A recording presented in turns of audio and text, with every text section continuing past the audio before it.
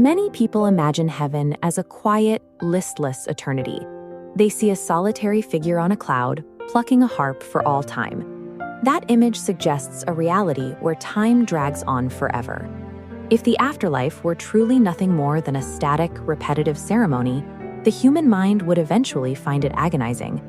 But the descriptions found in ancient scripture offer a different perspective. They outline a world of high-stakes purpose and vibrant activity. This animated timeline illustrates a specific biblical framework. It suggests that human history began with a unified design in the Garden of Eden, which then fractured.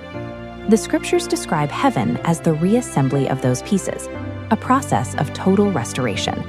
We're going to examine the logistics of that restored life to see how a daily existence in that environment would actually function.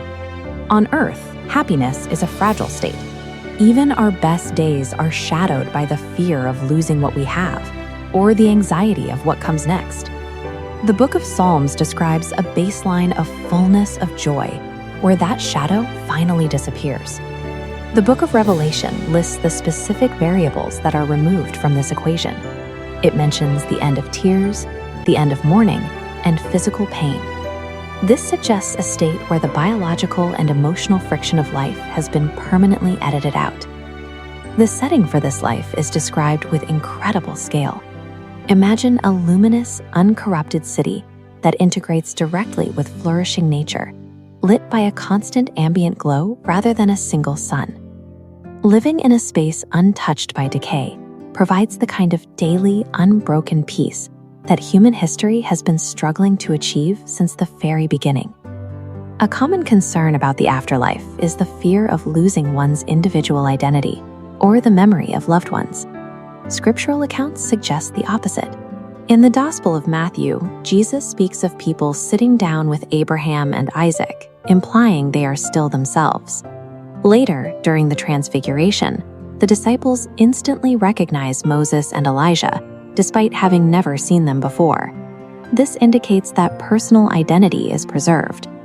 In heaven, reunions with family and friends happen in a social dynamic free from jealousy, betrayal, and misunderstandings that often stain earthly relationships. That restoration also applies to the connection with the Creator. While faith on earth often feels distant or abstract, the Book of Revelation promises a face-to-face reality. Seeing the source of life directly restores the original relationship dynamic that the Garden of Eden was designed for. One of the most surprising elements in these texts is the mention of active responsibility.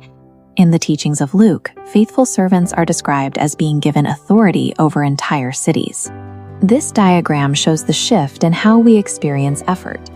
On the left, earthly work is defined by friction and stress.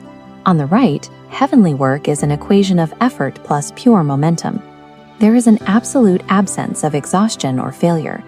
This friction-free work is what the Bible defines as worship. It's not a requirement to sing the same songs on a loop. Instead, worship is a natural, unforced state of awe.